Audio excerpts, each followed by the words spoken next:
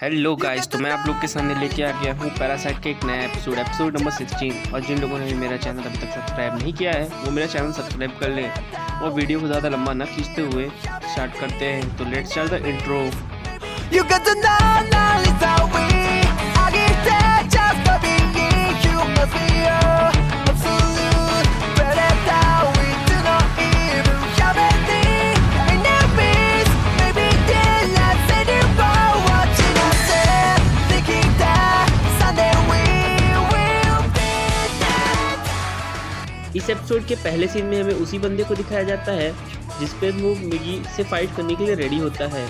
वो फाइट करना चालू करते हैं, लेकिन उसका साइज़ बहुत ज़्यादा होता है, यानी कि पैरासाइट्स बहुत ज़्यादा होते हैं, जिसकी वजह से उनमें फ़ाइट करने में दिक्कत हो रही होती है।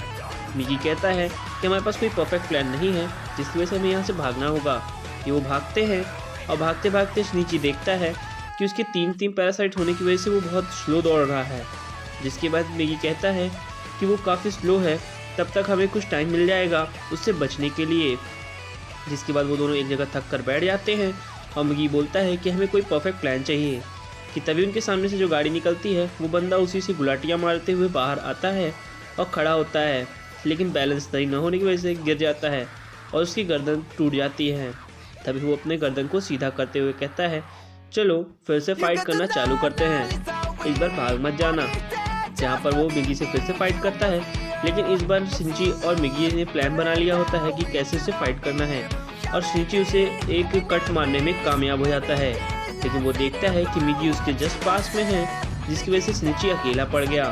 जिसके बाद वो अपने ब्लेड्स को ऊपर उठाता है और उस पर मारता है, लेकिन शिनची टाइम पे ही पीछे की तरफ हट जाता है और बच जाता है। तभी शिनची उसकी तरफ भागने चालू करता है, जंगल की तरफ। मिगी उसे बताता है कि हाँ, जंगल की तरफ चलो, ये जंगल ही अब हमें बचा सकते हैं और इन पेड़ को हम लोग अपनी शील्ड की तरह यूज़ करेंगे। कि तभी वो आदमी आ जाता है और कहता है ज़्यादा मत हिलो और ये पेड़ भी तुम्हें बचा नहीं पाएंगे। जिसके बाद वो उस पर हमला करना चालू करता है। मिगी कहता है कि तुम सिर्फ डॉज करो और जहाँ मैं बोलता हूँ सिर्फ उस तरफ भागो। जिसके बाद फिर शिनची ठीक उसी तरह करता है। ये बंदा परेशानी में आ जाता है और इसके ब्लेड्स भी फंस जाते हैं। तभी अपने ब्लेड्स को खींचता है और उसकी तरफ मारने के लिए रेडी हो जाता है, लेकिन ये शिनची इतना फास्ट होता है कि जब तक वो अपने ब्लेड्स को निकाल कर उस पर मारता है, तब तक वो शिनची उसका गर्दन काट चुका होता है। यहाँ पर काटते ही वो दोनों खुश हो जाते हैं कि ये मर चुका है। जिसके बाद हमें पता चलता है कि वो बंदा मरा नहीं है, बस कुछ देर के लिए ज़ख्मी हुआ है।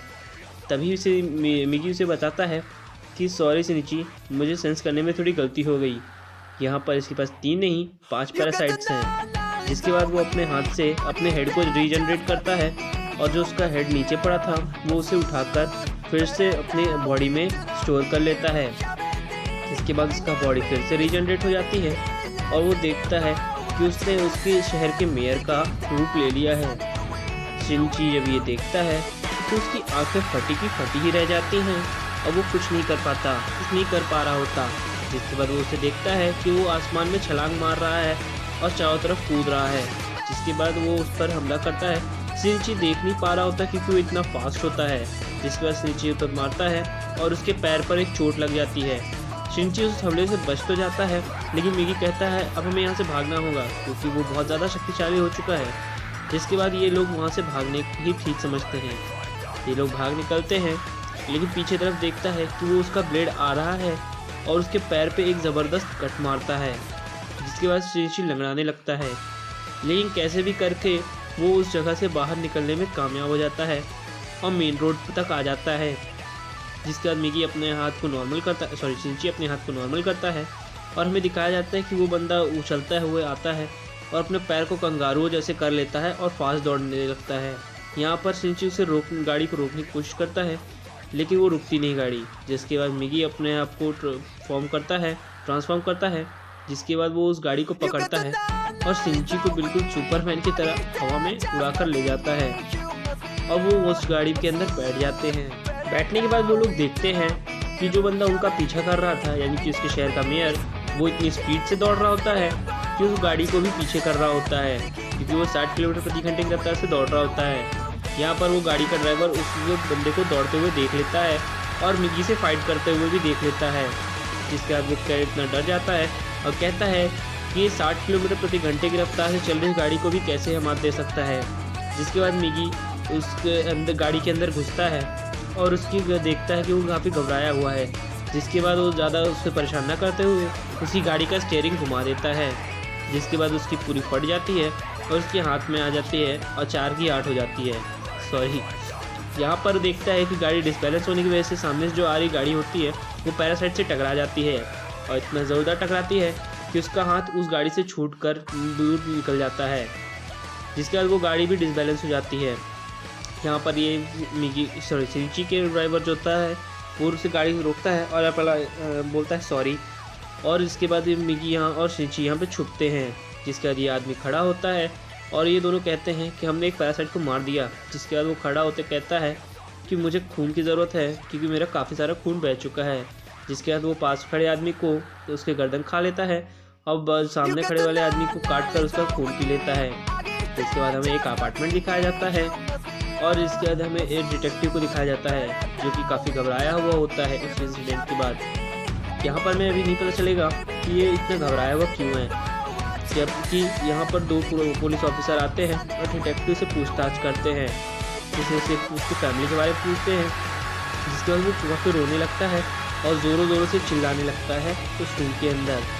यहाँ पर शिनची और मिगी को दिखाया जाता है जो काफ़ी थक चुके होते हैं और एक जगह आकर छुपे होते हैं। यहाँ का मिगी कहता है कि मुझे भूख लगी है शिनची, मुझे कुछ खाने के लिए दो। जिसके बाद शिनची कहता है कि मेरे पास पैसे नहीं हैं और तभी मिगी अपने मुंह से पैसे निकालते हुए कहता है ये लो पैसे। तभी शिनची उसे कहता है कि तुमने क्या चोरी की है, तो वो कहता है कि हाँ मैंने चोरी की। जिसके बाद शिनची कहता है कि तुम मेरे साथ रहकर चोरी कैसे कर सकते हो। जिसके बाद कहता है वो रूल्स तुम्हारे इंसानों के लिए हैं, मेरे जैसे पैरासाइट्स के लिए नहीं। लेकिन शिनची कहता है कि तुम मेरे हाथ हो। खैर, ये दोनों एक शहर को दिखाया जाता है और जहाँ पर दिखाया जाता है कि शिनची एक होटल के अंदर बैठकर खाना खा रहा होता है। यहाँ पर एक न्यूज़ टेलीकास्ट होती है जिसे वो देखकर काफ़ी हैरान होता है क्योंकि उस डिटेक्टिव की फैमिली को मारा जा चुका होता है। जिसके बाद वो अपने डैड को फ़ोन लगाने के लिए रेडी होता है और कहता है कि मैं अपने डैड को फ़ोन लगाऊंगा। जिसके बाद उसके डैड को दिखाया जाता है जो कि किसी से बात कर रहे होते हैं। एक्चुअल में ये शिनची होता है जिससे वो बात कर रहे होते हैं। शिनची उन्हें कहता है कि जल्दी से आप वो अपार्टमेंट खाली कर दो वरना हम लोग खतरे में हो जाएंगे। और वो उसे बताता है कि वो मॉन्स्टर्स वो वापस आ रहे हैं तो कुछ भी हो सकता है। जिसके बाद वो कहता है कि बेटा तुम ठीक तो हो ना। जिसके बाद वो उसकी बात मान लेते हैं और वो अपार्टमेंट खाली कर देते हैं। इसके बाद हमें डिटेक्टिव को दिखाया जाता है जिसके साथ ये सीनियर ऑफिसर डिटेक्टिव पूछ रहे होते हैं पैरासाइट्स के बारे में और कहते हैं तुम शायद पैरासाइट्स के बारे में बहुत कुछ जानते हो। ये सुनकर वो बहुत ही हैरान होता है और ये सीन यहाँ पे कट होता है। जिसके बाद हमें दिखाया जाता है शिनची और मिगी की टेलीपैथी को, जहाँ पर शिनची सोते सोते ये सब कुछ सोच रहा होता है। शिनची को एक फुटपाथ पे सोते हुए दिखाया जाता है और यहाँ पे पैरासाइट्स की मीटिंग चल रही होती है जिसमें तमारा भी होती है और कहती है कि वो दोनों ही फेल हो चुके हैं। इसके बाद यहाँ पर तमारा खड़ी होती है और कहती है कि हमने ह्यूमंस को काफ़ी ज़्यादा अंडर एस्टिमेट किया है। जिसके बाद वो सीन कट होता है और मोडोरो को दिखाया जाता है जो कि सोचते हुए जा रही होती है कि शिनची तुम ठीक तो हो ना, और इसको सोच रही होती है कि तुम आज भी स्कूल नहीं आए। जिसके बाद उसकी फ्रेंड्स उसे बुलाती हैं और कहती हैं कि तुम शिनची का बैग ले आना भूल गई थी इसलिए हम लोग लेते आए। सीधे हमें एक होटल को दिखाया जाता है जहाँ पे दोनों पुलिस ऑफिसर आते हैं। तभी सीनियर पुलिस ऑफिसर को एक डायरी मिलती है जिस पे डिटेक्टिव ने लिख के रखा होता है कुछ। यहाँ पर भी डिटेक्टिव जा रहा होता है उस होटल के कमरे को छोड़कर और वो काफ़ी परेशान होता है। जिसके तमारा को दिखाया जाता है जो कि अपने बेबी को और सोच रही होती है कि तुम किस तरह के जीव हो जो कि खुद पर निर्भर नहीं रह सकते। यहाँ पर मोडोरो को दिखाया जाता है जो कि शिनची के घर के बाहर खड़ी होती है और कह रही होती है शिनची तुम ठीक तो हो ना, और सोच रही होती है कि तुम काश वापस आ जाओ। जिसके बाद हमें उसी डिटेक्टिव को दिखाया जाता है जो कि तमाराओ का पीछा कर रहा होता है। तमाराओ पहले कुछ सोचती है और फिर उस जगह से वापस मुड़ जाती है। यहाँ पर डिटेक्टिव कहता है ये अब कहाँ जा रही है। जिसके बाद कहता है यही मौका है उसकी बेबी को ख़त्म करने का। यहाँ पर तमाराओ को दिखाया जाता है एक सुनसान गली में जिसके सामने यही बंदा आ जाता है और उसके बाद हमें तमाराओ को दिखाया जाता है और ये एपिसोड यहीं पर ख़त्म होता है। इसका अगला एपिसोड मैं बहुत जल्दी लेके आऊँगा। Thank you for watching my videos and sayonara.